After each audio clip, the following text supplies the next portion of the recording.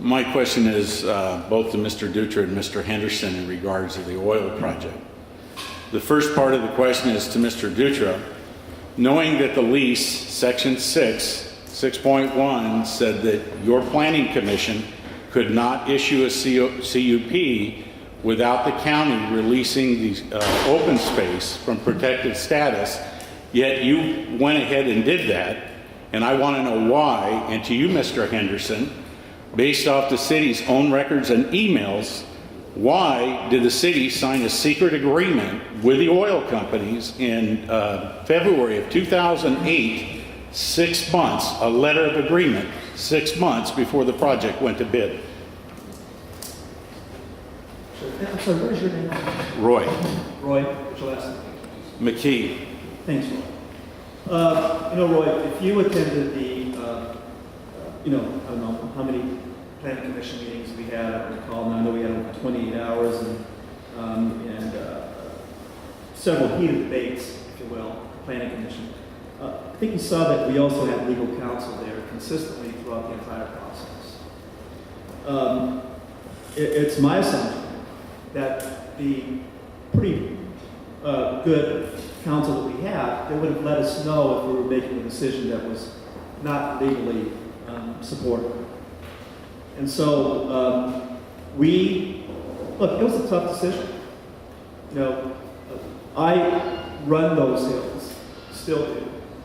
And I understand what the mitigations were. I also understand that we created some of the toughest, rigorous conditions on that project of any project in Southern California. And I have friends of mine at the several departments of oil and gas that told me that in fact we were creating some very, very secure conditions. So given the fact that we had legal counsel listening to every word that we said, and I believe we had some of the best experts in Southern California, if not the nation, I think we made the right decision.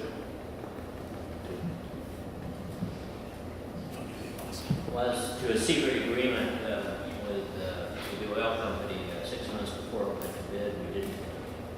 We did talk points early on and try to understand what was perhaps possible in an oil lease.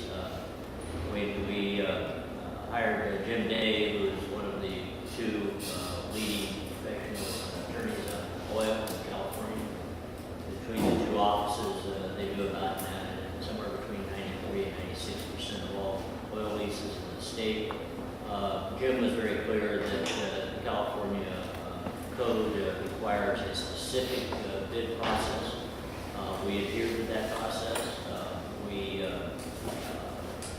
went to bid under the way it had to be done. We notified every major oil company in California, and we proceeded under code. You are one of these people who likes to come up with things that he thinks he read 5 or 6 years ago and thinks there's an evil interpretation of it, Sticky. And I've said to you many times in council, if you think there's anything illegal or anything that was done, you go to the district attorney. That's We what will. the district We will. attorney is Not a there. problem. And if you really feel it, go and file a complaint.